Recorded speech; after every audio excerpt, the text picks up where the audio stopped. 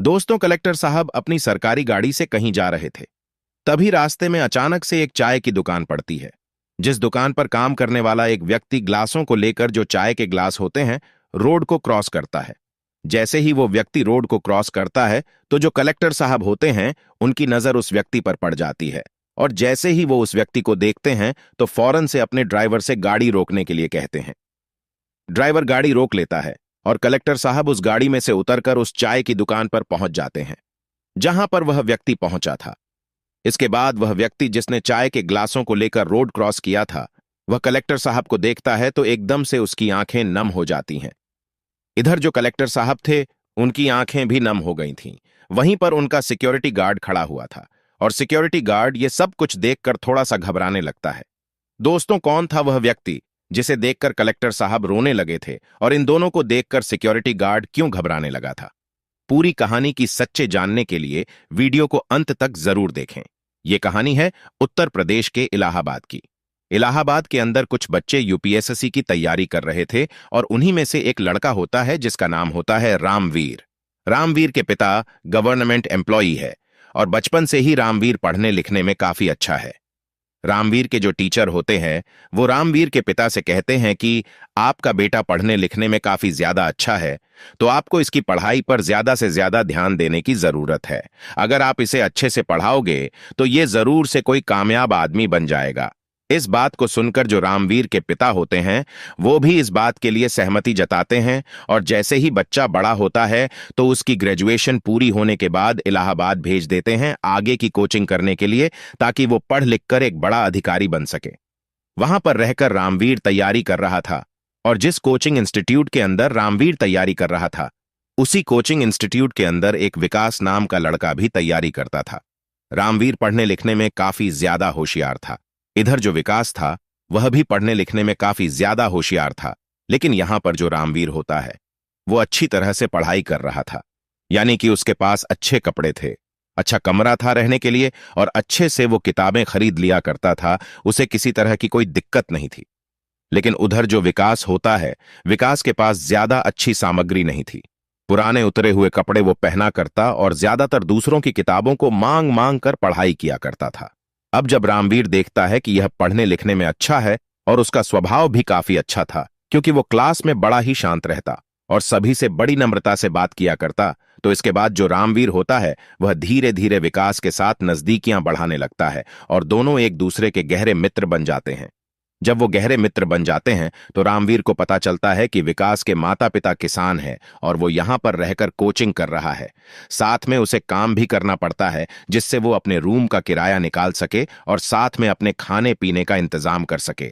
तो उसके बाद जो रामवीर होता है, वो कहने लगता है कि भाई, अगर ऐसी बात है तो तू ऐसा कर, मेरे रूम में रह लिया कर। मेरा काफी बड़ा रूम है, और वहीं पर दोनों एक साथ रह लेंगे, और तेरे खाने पीने का प्रबंध भी हो जाएगा, क्योंकि तू पढ़ाई लिखाई में काफी अच्छा है, और तू पढ़ाई के साथ साथ काम करेगा तो ये टेस्ट क्लियर करना बड़ा ही मुश्किल हो जाएगा। अगर तू मेरे साथ रहेगा तो मुझे भी इससे थोड़ी बहुत मदद हो जाएगी। और इस बात के लिए जो विकास होता है, वो मान जाता है और रामवीर के पास ही आकर रहने लगता है। दोनों एक ही कमरे में रहा करते और एक साथ पढ़ाई किया करते। और जो रामवीर होता है, वो विकास को अब खाने के लिए पैसे नहीं देने देता।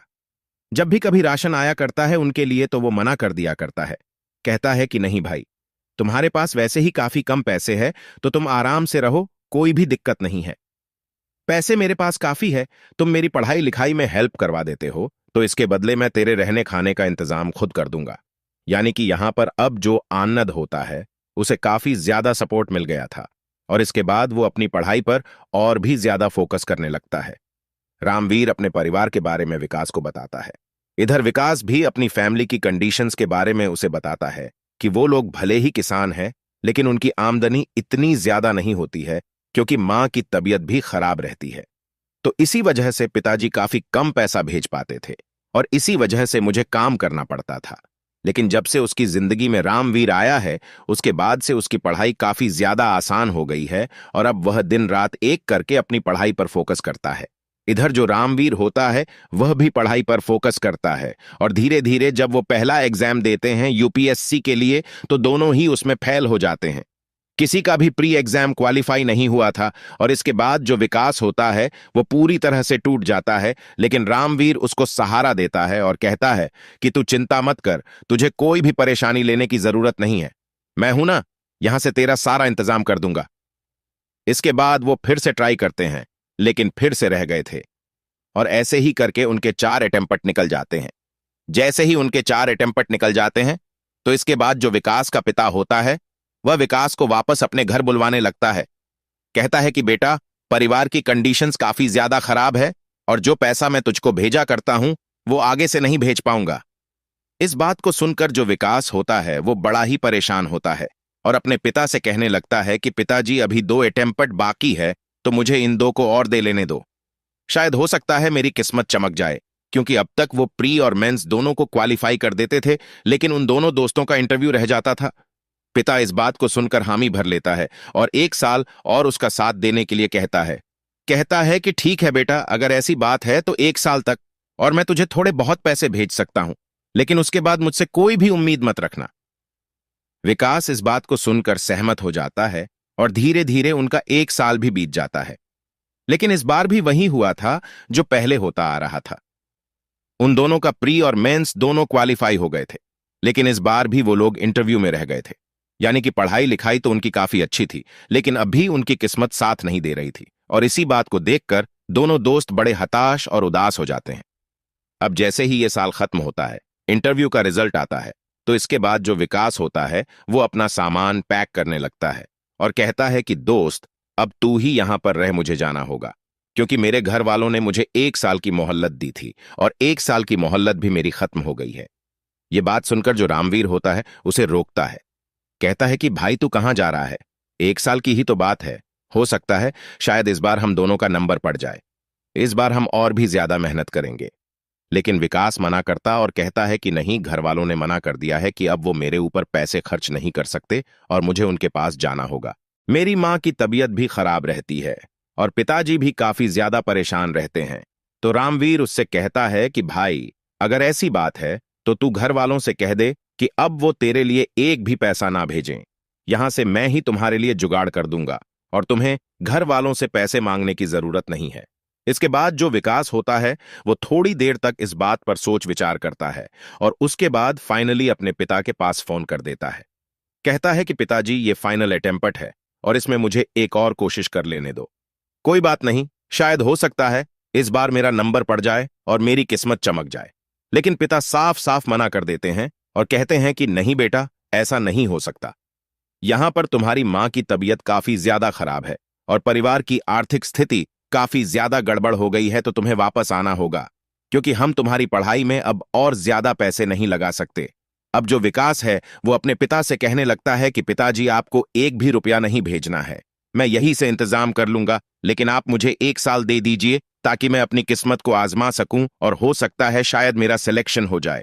तो पिता इस बारे में थोड़ी देर सोच विचार करते हैं और कहते हैं कि ठीक है बेटा, अगर ऐसी बात है तो तू एक बार और कोशिश करके देख ले।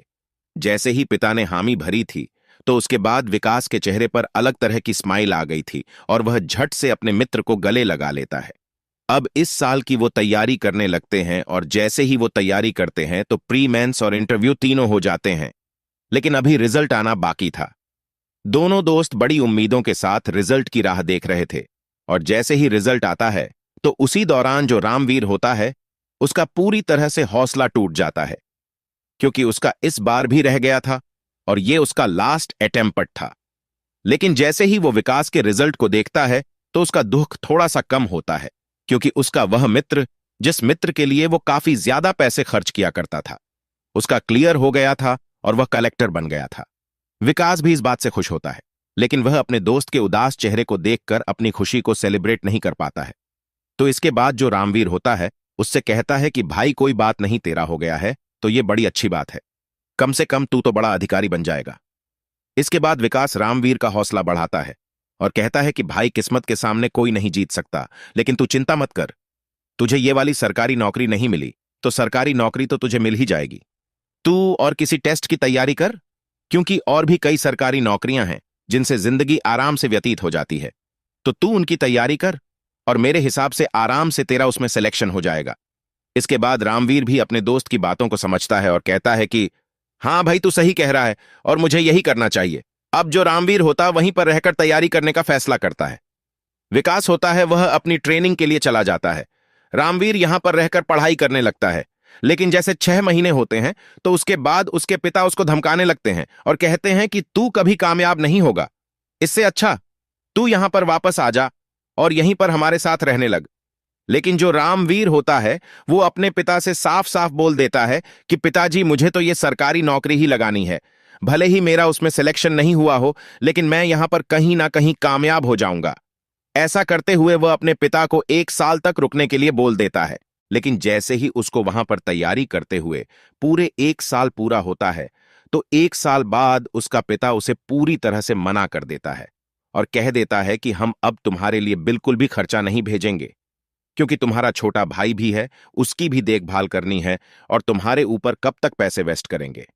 अब वो भी बड़ा हो गया है और तुम्हारे फ्यूचर के बारे में भी सोचना है। रामवीर उनसे कहता है कि कोई बात नहीं पिताजी, कुछ दिन की मोहलत और दे दो। लेकिन वो उसे साफ साफ मना कर देते हैं और कहते कि जब तेरे भाग्य में सरकारी नौकरी है ही नहीं तो तू क्यों इसके पीछे पड़ा हुआ है। रामवीर जिद्दी था और वो कहने लगता है कि नहीं पिताजी, मैं ऐसे नाकाम होकर उस शहर में नहीं लौटूंगा जहां से मैं आया हूं। अगर वहां पर मैं नाकामयाब होकर गया तो लोग मेरे ऊपर तरह तरह की बातें बनाएंगे और ये बात मैं बिल्कुल भी सहन नहीं कर सकता। अगर मैं यहां से आऊंगा तो कामयाब होकर ही आऊंगा, वरना मैं यहां से वापस नहीं लौटूंगा। अब बेटा जब इस जिद को पकड़कर बैठता है तो पिता नाराज हो जाते हैं और कहने लगते कि बेटा तू पागल तो नहीं हो गया है। अगर ये चीज नहीं हो रही है तो वहां से वापस आजा, कुछ और काम देख लेना, ये कोई बड़ी बात थोड़ी ना है।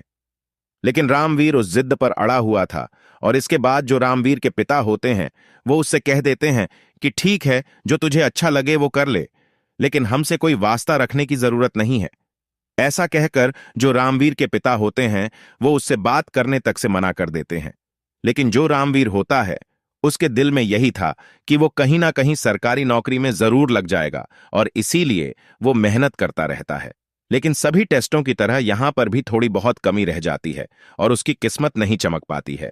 अब तक तो रामवीर ने जैसे तैसे करके अपना गुजारा कर लिया था, लेकिन फिलहाल वह यहां पर अपना गुजारा तक भी नहीं कर पा रहा था और उसके पास पूरी तरह से पैसे खत्म हो गए थे। जो भी एक्स्ट्रा चीजें उसके पास थीं, उन सभी को उन्हें बेच बेच कर अपनी तैयारी में लगा दिया था, लेकिन वो कामयाब नहीं हो पाया था। वह पूरी तरह से हताश और उदास हो जाता है और तभी अचानक से उसे अपने उस दोस्त की याद आती है जिसको उसने कलेक्टर की ट्रेनिंग करने के लिए भेज दिया था और उसने उसका बहुत ज्यादा साथ दिया था। वह सोचता है कि क्यों ना मैं अपने उस दोस्त के पास जाऊं, हो सकता है वो मेरी मदद कर दे और मैं किसी ना किसी अच्छे काम में कामयाब हो जाऊं। यह सोचकर जो रामवीर होता है वह अपने दोस्त विकास के बारे में जानकारी निकालता है और पता करता है कि वो फिलहाल कहां पर पोस्टेड है। तो उसे पता चल जाता है कि वो एक डिस्ट्रिक्ट में अपना पदभार संभाल रहा है और वो अच्छी तरह से अपना काम कर रहा है। इसके बाद जो रामवीर होता है अपने दोस्त विकास से मिलने के लिए वहां से निकल जाता है, थोड़े से पैसे लेकर और जैसे तैसे करके अपने दोस्त विकास के ऑफिस तक पहुंच जाता है। लेकिन वहां पर जाने के बाद जैसी उसकी हालत को बाहर सिक्योरिटी गार्ड देखता है तो वह उसे मिलने से मना कर देता है और कहता है कि तुम जैसे लोगों के लिए कलेक्टर साहब फ्री नहीं है, तुम यहां से चले जाओ। अब इसके बाद जो रामवीर होता है सिक्योरिटी गार्ड की बात को सुनकर उससे कहने लगता है कि देखो, जो कलेक्टर साहब है वो मेरे दोस्त थे, मैं और वो दोनों एक साथ ही पढ़े थे। लेकिन सिक्योरिटी गार्ड को इन बातों पर विश्वास नहीं होता है और वो उसे धक्का देकर वहां से भगा देता है। अब जो रामवीर होता है वह ऑफिस के बाहर ही बैठ जाता है और सोचने लगता है कि जब भी कलेक्टर साहब बाहर निकलेंगे तो एकदम से मैं उन्हें दिख जाऊंगा और उसके बाद वो मुझसे मिलने के लिए आ जाएंगे। रामवीर बाहर बैठा हुआ था और बाहर बैठकर अपने दोस्त के बारे में सोच रहा था कि किस तरह से वो दोनों एक दूसरे के साथ रहा करते थे। लेकिन आज यहां पर विकास से उसे मिलने तक भी नहीं दिया जा रहा।